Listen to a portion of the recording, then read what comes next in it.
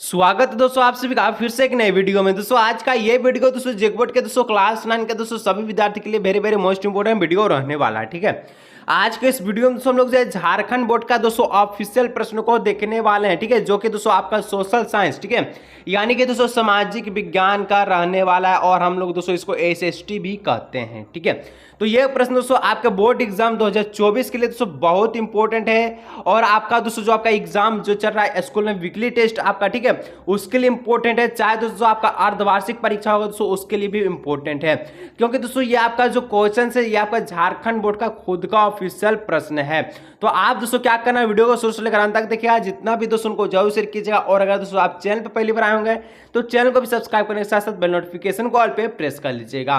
तो चलिए हम लोग बिना देर के हम लोग वीडियो को स्टार्ट करते हैं। ठीक है, तो आपका दोस्तों पहला प्रश्न दोस्तों बहुत इंपॉर्टेंट प्रश्न है। कहता क्या कहता 1815 ईस्वी में किस युद्ध में फ्रांस की हार हुई। ठीक है, ये जो आपका प्रश्न दोस्तों यानी कि आज का ये वीडियो आपका सभी एग्जाम के लिए दोस्तों बहुत इंपॉर्टेंट है। आप वीडियो को शुरू से लेकर अंत तक जरूर देखिए। ठीक है, तो 1815 में दोस्तों जो आपका युद्ध हुआ था, ठीक है, तो उसमें दोस्तों फ्रांस की जो हार हुई, ये आपका कौन सा युद्ध हुआ था, आखिर युद्ध का नाम क्या था?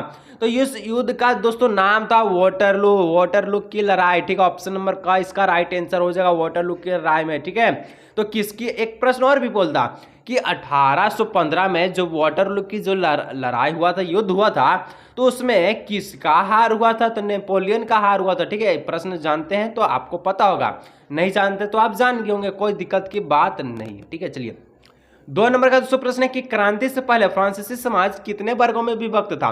तो हम लोग जानते हैं कि क्रांति से पहले जो फ्रांसीसी समाज है कितने वर्ग में विभाजित था? तो दोस्तों आपका टोटल 3 वर्गों में विभाजित था। ठीक है, और तीनों वर्ग का दोस्तों नाम क्या था? एक बार अगर आप जानते हैं तो नीचे दोस्तों एक बार कमेंट कर लीजिएगा। ठीक है, कमेंट जरूर कर लीजिएगा। ठीक है, चलिए नेक्स्ट दोस्तों हम लोग जो है 3 नंबर प्रश्न की ओर बढ़ते हैं। ठीक है, तो 3 नंबर दोस्तों कहता है कि चर्च के विशेष कार्य को करने वाले व्यक्ति के समूह को क्या कहते हैं? तो जो दोस्तों चर्च के विशेष कार्य को करता, विशेष कामों को करता है, उस व्यक्ति को या उस व्यक्ति के समूह को क्या कहते हैं? तो उस व्यक्ति के समूह को दोस्तों हम लोग जो पादरी वर्ग कहते हैं। ठीक है, तो देखिए एक वर्ग आपका यहाँ मिल गया, तो लास्ट 2 वर्ग बच गया। तो आपको बता देना है, सिंपल सा नाम है दोस्तों, बता देना है नीचे कमेंट सेक्शन में। ठीक है, चलिए 4 नंबर का दोस्तों प्रश्न है कि फ्रांस का संविधान किस वर्ष बना? तो दोस्तों फ्रांस का जो संविधान है कब बना था? बहुत इंपॉर्टेंट प्रश्न दोस्तों, हर एक प्रश्न आपका board exam, weekly test exam, अर्धवार्षिक परीक्षा सभी के लिए इंपॉर्टेंट प्रश्न रहने वाला। ठीक है, तो फ्रांस का जो संविधान बना था दोस्तों ये 1791 ईस्वी में बना था। ठीक है, 1791 ईस्वी, ऑप्शन नंबर ग इसका राइट आंसर हो जाएगा। चलिए आगे दोस्तों आपका जो 5 नंबर का दोस्तों प्रश्न है, कहता है फ्रांस में 1793 से 1794 ईस्वी के मध्य के काल को किस नाम से जाना जाता है? तो जो 1793 और 1794 ईस्वी में जो आपका चला था, ठीक है, क्या चला था? तो एक काल चला था दोस्तों, उसको हम लोग कौन से काल के नाम से जानते हैं? तो उस काल को दोस्तों हम लोग आतंक का युग के नाम से जानते हैं, यानी कि आतंक का राज। ठीक है, ऑप्शन नंबर का इसका राइट आंसर हो जाएगा। अब दोस्तों 6 नंबर का दोस्तों प्रश्न कहता है 1917 से पूर्व, ठीक है, रूस पर किसका शासन था?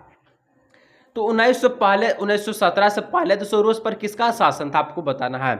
तो दोस्तों यहाँ पर दोस्तों जार निकोलस द्वितीय का शासन था। ठीक है, ऑप्शन नंबर दोस्तों का इसका राइट आंसर हो जाएगा। ठीक है, जार निकोलस द्वितीय का। चलिए कोई भी दिक्कत होगा दोस्तों नीचे कमेंट सेक्शन में कमेंट कीजिएगा। ठीक है, चलिए 7 नंबर का दोस्तों प्रश्न का था रूसी संसद का क्या नाम था? तो जो रूसी संसद था दोस्तों इसका नाम क्या था? बहुत इंपॉर्टेंट प्रश्न दोस्तों, हर एक बार बोर्ड एग्जाम में आपको ये प्रश्न देखने को मिलेगा। ठीक है, तो इसका जो रूसी संसद का जो नाम था दोस्तों ये ड्यूमा नाम था। ठीक है, ऑप्शन नंबर घ इसका राइट आंसर हो जाएगा ड्यूमा। चलिए 8 नंबर का दोस्तों प्रश्न है कि वोल्शेविक पार्टी का नेता कौन था? ठीक है, तो वोल्शेविक दोस्तों पार्टी का जो नेता है कौन था? तो आपको बताना है, तो वोल्शेविक पार्टी का जो नेता था इसका नाम था लेनिन। ठीक है, ऑप्शन नंबर का हो जाएगा लेनिन का नंबर इसका राइट आंसर। ठीक है, चलिए 9 नंबर का प्रश्न है कि रूसी क्रांतियों के मुख्य उद्देश्य क्या थे? तो रूसी क्रांतिकारियों का जो मुख्य उद्देश्य था दोस्तों ये क्या था? तो प्रथम विश्व युद्ध से रूस को हटाना, बिल्कुल सही।